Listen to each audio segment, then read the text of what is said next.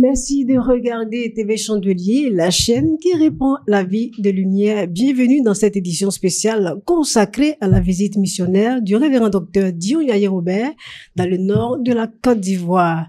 Sur le plateau, nous avons un même invité. Le même invité, il s'agit de l'apôtre Dago Atebi Eugène, si je ne me trompe pas. Bien sûr. Voilà, nous avons eu beaucoup de bonheur à partager ce moment avec vous. Et nous avons également eu à échanger avec notre envoyé spécial. Il s'agit de Jean Jaurès Tabi, qui d'ailleurs nous a fait le bonheur de nous rapporter un élément filmé que je vous demande de regarder maintenant même. C'est dans la région du Poro, au pied du mont Korogo, que débute la visite couplée du révérend docteur Dion Yaye Robert à Korogo et Fekese-Dougou, dans le nord de la Côte d'Ivoire.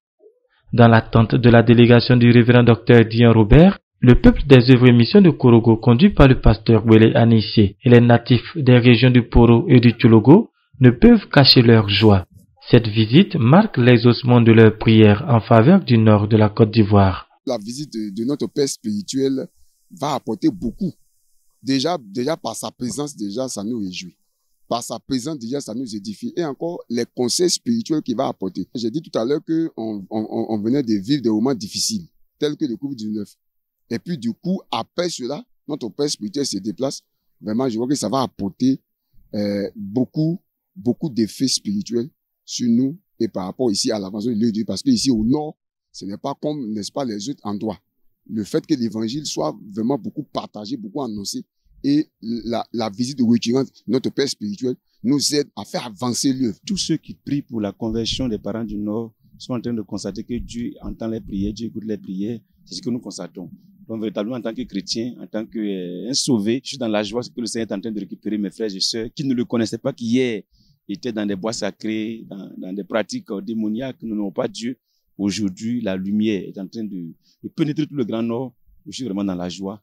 Et j'ai bien le Seigneur qui se souvient du Grand Nord et qui est en train de sauver ces milliers d'âmes qui étaient hier perdues dans les ténèbres. Pour nous, en tout cas, quand papa arrive, c'est une bénédiction. Si tu es malade, tu es guéri.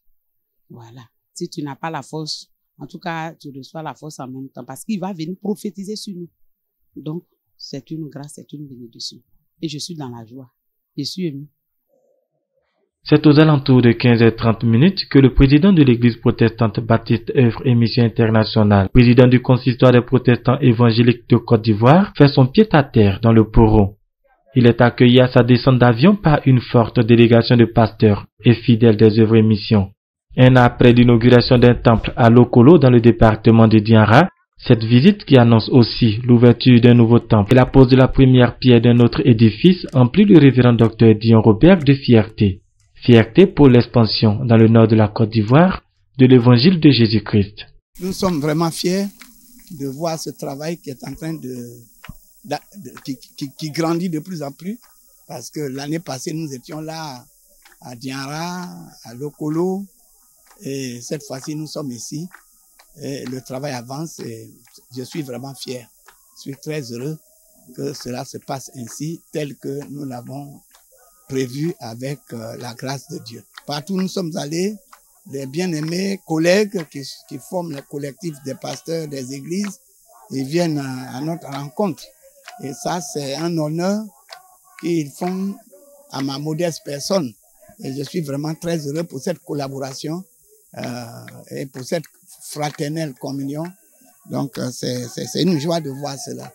Ça montre l'unité du corps de Christ et ça, c'est très important. À Korogo, le révérend docteur Dion Yaye Robert est accompagné par une délégation d'une douzaine de personnes, comprenant son épouse, maman Hélène Dion, et 5 de leurs enfants. Dieu a permis que nous soyons encore à Korogo pour l'inauguration de l'église. Et c'est une grande joie pour moi d'être à Korogo. Et je dis merci à mes parents korogolais qui sont vraiment disposés toujours à nous recevoir. Et merci aussi à tous nos serviteurs de Dieu qui sont en train de travailler ici. Et nous prions afin que Dieu puisse les aider pour que l'œuvre aille de l'avant.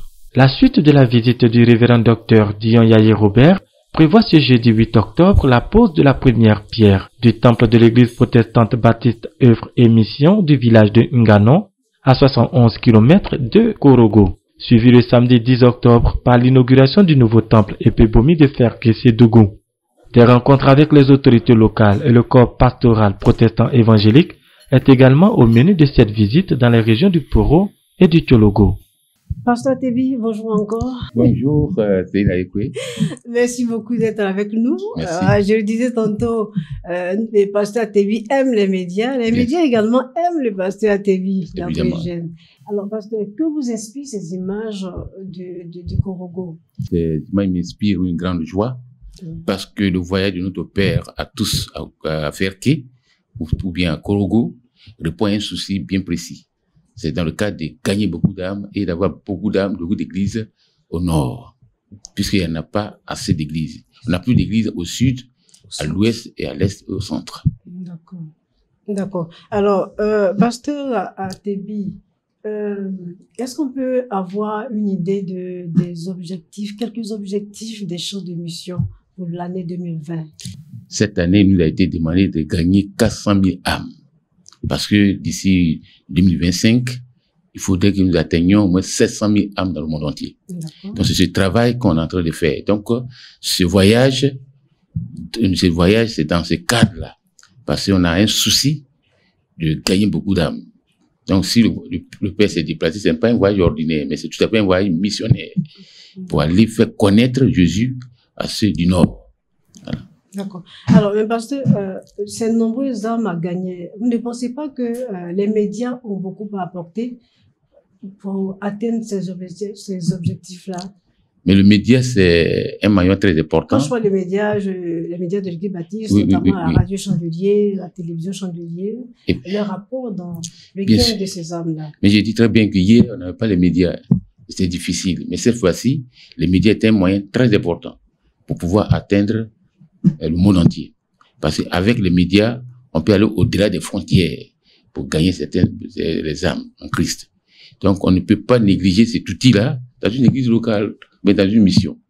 Donc, on salue l'arrivée des médias à l'église internationale. Tout à l'heure, vous avez dit que moi, j'aime les médias même, parce que je sais ce que l'évangile a fait pour moi.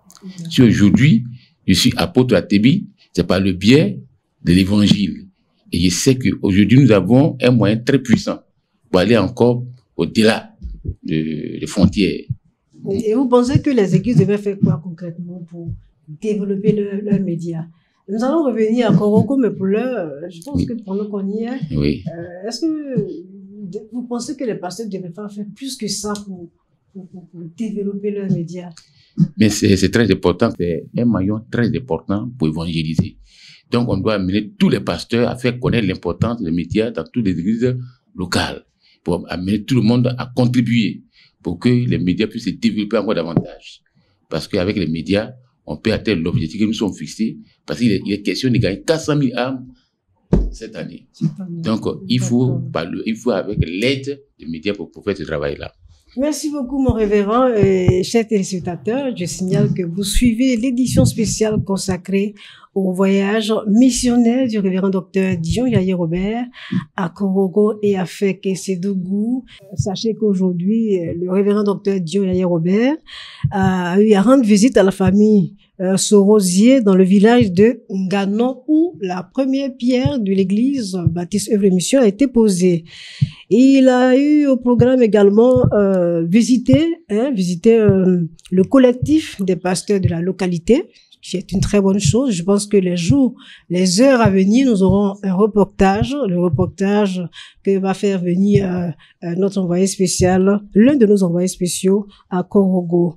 Alors, nous revenons sur notre plateau avec notre invité que nous aimons bien et qui défend la cause des médias.